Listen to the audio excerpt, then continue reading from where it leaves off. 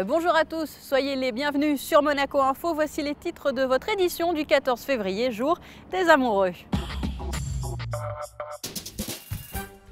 Le Monaco Chinese Festival a débuté en principauté après un très beau spectacle jeudi soir. Plusieurs rendez-vous ponctuent cette semaine spéciale, reportage à suivre dans quelques minutes. Dans un tout autre registre, coup de projecteur aujourd'hui sur le salon Imagina Dental.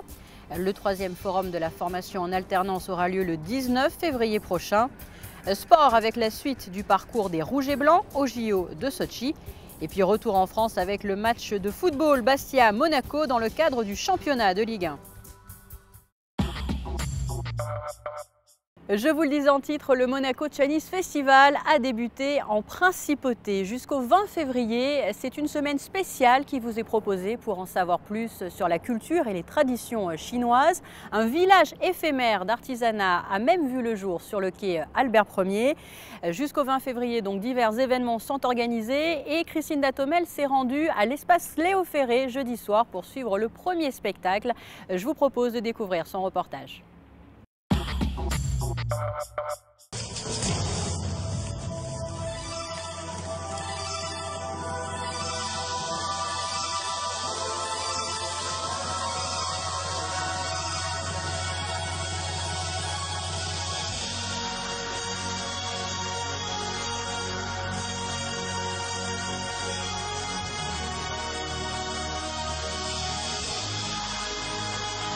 Si le jour du 14 février, les amoureux sont mis à l'honneur dans le monde entier, ce jour-là, les Chinois célèbrent quant à eux le Nouvel An et la fête des lanternes.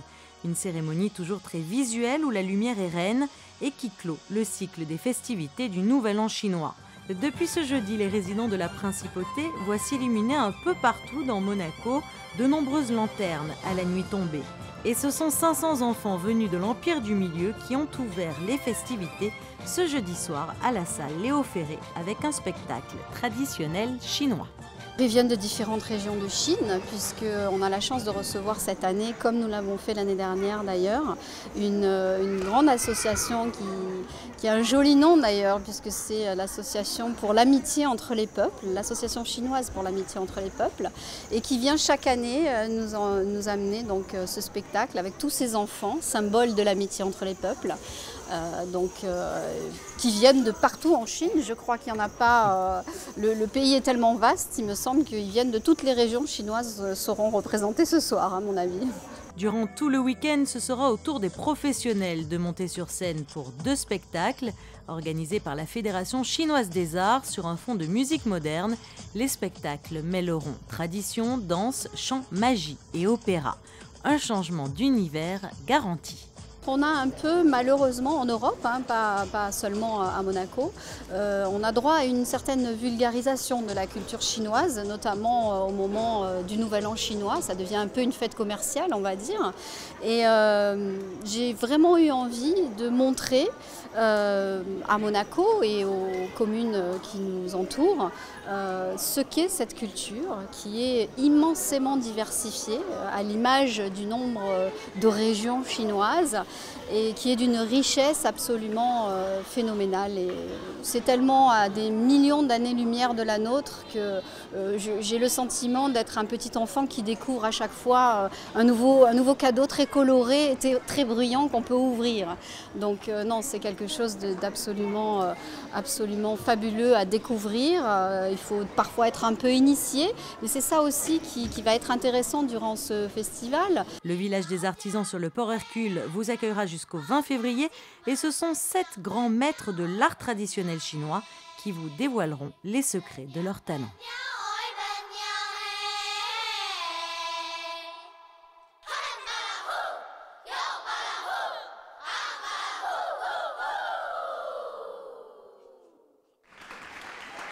Vous l'avez entendu dans ce reportage, le village chinois vous attend donc sur le quai Albert Ier. Sachez que d'autres rendez-vous sont organisés, des expositions notamment au Métropole, au cœur de l'Atrium du Casino et sur le quai Antoine Ier pour parfaire vos connaissances sur la Chine.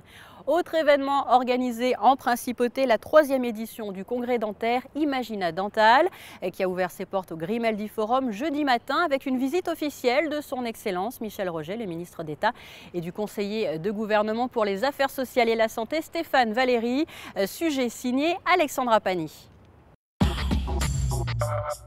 Des prothèses dentaires au scanner en passant par les imprimantes 3D, le salon Imagina Dental accueille jusqu'à samedi professionnels et étudiants pour une découverte des nouvelles technologies numériques. Ce congrès dentaire présent en Principauté pour la 3e année consécutive a ouvert ses portes jeudi au Grimaldi Forum. Quand nous avons lancé ce congrès, nous avons décidé de démontrer clairement à l'industrie de la dentisterie que ces nouvelles technologies 3D, 4Cam, laser amélioraient considérablement le quotidien des orthodontistes, des chirurgiens dentistes, des dentistes, mais également, si vous voulez, favoriser et améliorer le confort du patient. Là, le but de cette édition, c'est de tenir informé de l'évolution rapide de ces nouvelles technologies, justement de toute l'industrie de la dentisterie. Le ministre d'État Michel Roget et le conseiller Stéphane Valéry ont visité les allées du salon dès l'ouverture. Plus de 500 professionnels sont attendus pour cette édition. Les stands d'exposants ont quant à eux doublé en superficie. J'avais fixé certains objectifs qui sont atteints, c'est-à-dire que nous avons doublé le nombre de nos exposants. Nous en avions 20 l'an dernier, nous en avons 40 cette année. Et le nombre de participants a également doublé, ce qui est, je pourrais dire, prometteur pour les éditions à venir. Les nouvelles technologies numériques offrent aujourd'hui une pratique plus précise et plus confortable pour le praticien et le patient. Elles permettent un meilleur diagnostic et une prise en charge plus rapide. Du Grimaldi Forum à l'auditorium Régnier 3 où s'ouvrira le 19 février prochain le 3e forum de la formation en alternance. Une rencontre qui regroupera les entreprises de différents secteurs de la Principauté et les écoles de la région. Toutes auront un objectif, à répondre aux interrogations des étudiants. Détail signé Alexandra Pani dans ce reportage. Depuis 2012, le service de l'emploi monégasque propose aux étudiants de venir découvrir les différentes formations et entreprises qui proposent des contrats d'apprentissage lors du forum de la formation en alternance. Après le succès des 2 précédentes éditions, la cellule Emploi Jeune qui pilote ce programme attend près de 350 étudiants. Nous avons cette année un peu plus de 60 enseignes qui seront présentes. Donc à la fois des écoles de la région qui proposent de l'alternance et qui acceptent que les terrains d'apprentissage soient en Principauté. Donc des écoles qui vont du CFA, de centres de formation d'apprentis comme Carros à l'Université de Nice ou à l'EDEC par exemple. Nous avons également les plus grandes enseignes bancaires et du monde de la finance qui seront représentées. Et enfin les grandes entreprises de la Principauté, enfin petites ou grandes d'ailleurs, mais en tout cas les entreprises monégasques qui accueillent des apprentis. Donc de tout secteur d'activité, bâtiment, commerce, hôtellerie, restauration. Enfin, on a vraiment un beau panel d'entreprises monégasques représentées. L'alternance rencontre un succès grandissant auprès des jeunes de 16 à 26 ans. Pour la rentrée scolaire 2013, 121 étudiants ont pu bénéficier de ces formations et ont intégré des entreprises monégasques, notamment suite à leur venue sur le forum. Dans la formation, on a un apport professionnel qui est non négligeable, ce qui nous permet de mettre en application ce qu'on apprend en théorie tout de suite dans notre entreprise. Ce qui est important aussi, c'est que ça nous apporte une expérience professionnelle importante, ce qui fait que quand on se propose après les masters dans des entreprises pour travailler et obtenir des contrats, c'est vrai que l'expérience professionnelle est comptée, donc on est beaucoup plus apte à devenir un bon assistant communication tout de suite. Cela m'a attirée parce que c'était dans un premier temps une façon de pouvoir entrer dans le monde du travail, mais aussi de pouvoir découvrir ce qu'était le monde de la finance et de pouvoir avoir accès à un certain nombre de métiers dans ce secteur. Ça m'a attirée aussi parce que j'ai pu voir tous les secteurs qu'il y avait dans la banque, tous les métiers qui existaient. Et c'était important pour moi de pouvoir rentrer dans le monde du travail afin de voir vraiment ce que c'était. Les formations en alternance ne sont plus réservées aux métiers manuels. Les écoles proposent des diplômes variés allant du CAP au Master 2. L'une des motivations principales pour ces étudiants, l'obtention d'un emploi à la fin de leurs études, pour environ 80% des cas. On a un système d'apprentissage qui oblige donc le jeune à suivre un cursus diplômant, tout en étant obligé également d'aller en entreprise. Et donc le jeune doit combiner les deux et réussir dans les deux domaines, donc réussir en entreprise et réussir son diplôme à la fin de l'année. Par le biais de la cellule emploi jeunes, tous ces jeunes sont orientés et accompagnés pour trouver l'entreprise, mais aussi suivis sur le terrain, une fois qu'ils ont trouvé leur terrain d'apprentissage, ce qui permet d'anticiper également leur insertion professionnelle. L'auditorium Régnier 3 accueillera également le 19 février la journée des métiers de la banque, présente en principauté depuis maintenant 8 ans. Et nous suivrons bien sûr ce forum pour vous, un reportage à suivre le 20 février sur Monaco Info donc. Nous allons prendre désormais la direction de Sochi pour suivre bien les résultats de la délégation monégasque. Les skieurs Arnaud Alessandria et Olivier Genot étaient notamment engagés dans l'épreuve du combiné ce vendredi, une épreuve suivie de très près par Serge Prémont et Stéphane Maggi. Je vous propose de découvrir leurs images sur un commentaire de Patricia Navarro. Ils n'ont pas démérité, ils ont donné le meilleur d'eux-mêmes. Après la descente, Arnaud Alessandria a poursuivi son aventure olympique vendredi à Sochi avec le super combiné. 36e après la première manche, la descente, il a ensuite été éliminé lors du slalom et ne sera donc finalement pas classé. Pour Olivier Genot, ce super combiné était une entrée en matière dans ses JO. 45e après la descente, le porte-drapeau de la délégation termine à une belle 28e place. Avec les grosses nations, il est motivé. Olivier Genot, 4 times, he's workout with other country for the preparation and he crossed the finish line now. Les bobeurs, quant à eux, sont en pleine préparation. Patrice Servel et Sébastien Gattuso ont participé aux 2 premières descentes d'entraînement officielles au centre des sports de Sanki, où se trouve la piste de bobsleigh. On s'est bien préparé pendant cette semaine où on a pu profiter du village olympique et de ses installations. Donc on a fait un petit peu un mix entre l'entraînement physique et la récupération. Donc je pense qu'on est bien préparé. Sébastien ? Tout à fait, comme dit Patrice, je pense qu'on arrive à bon point et qu'on est vraiment prêt pour cette compétition. Qu'est-ce que vous attendez de cette compétition ?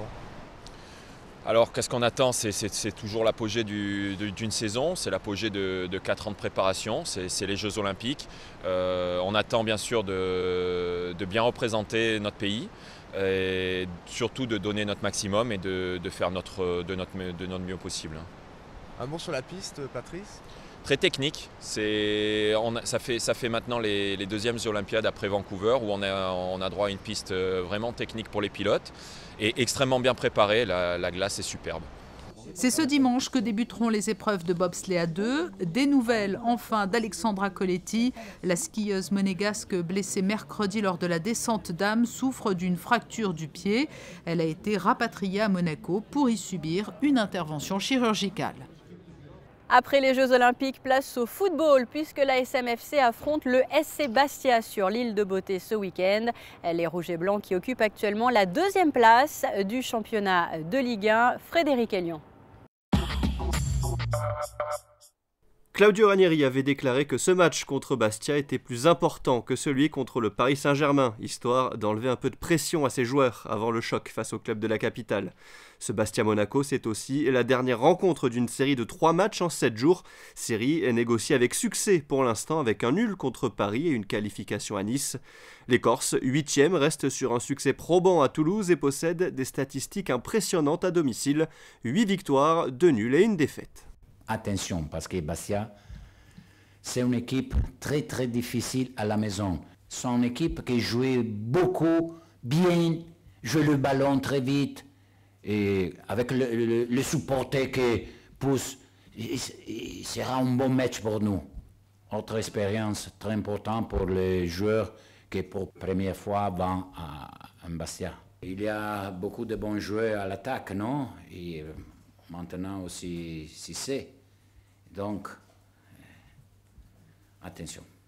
Après avoir laissé sa place dans les buts monégasques à Romero, Daniel Subasic récupère sa place de titulaire à Bastia. Actuellement gardien numéro 2 de la Croatie derrière Pletikosa, il pourrait devenir numéro 1 s'il continue d'aligner les grosses performances. Je suis très concentré pour Monaco maintenant. Après, c'est plaisir de jouer contre Brésil à premier match Coupe du Monde. Bastia et Maison, c'est les autres équipes quand jouent Maison à l'extérieur. beaucoup de matchs gagnés. Jouer avec beaucoup de joueurs d'expérience. Si c'est Modestos, Kilachi, Landro, c'est une bonne équipe qui joue au football. C'est un match chaud. À part Falcao bien sûr et Abdenour, Claudio Ranieri dispose de tout son effectif pour ce déplacement en Corse. Laissés au repos mercredi à Nice, Moutinho et Abidal feront leur retour dans le 11 de départ.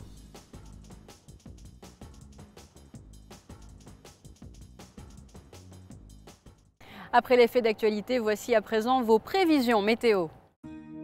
Samedi, un temps plus décevant malheureusement que les jours précédents, température 13 degrés le matin et 14 au meilleur de la journée. Dimanche, des nuages et un risque d'averses, notamment le matin, quelques éclaircies au cours de l'après-midi. Lundi, beau temps le matin, moins de soleil l'après-midi, température de saison, 9 degrés le matin et 13 au meilleur de la journée. Mardi, un ciel plus nuageux, quelques rayons de soleil néanmoins au cours de l'après-midi, température de saison. C'est la fin de cette édition. Merci pour votre fidélité. Je vous laisse à présent avec la suite de vos programmes sur Monaco Info. À très bientôt.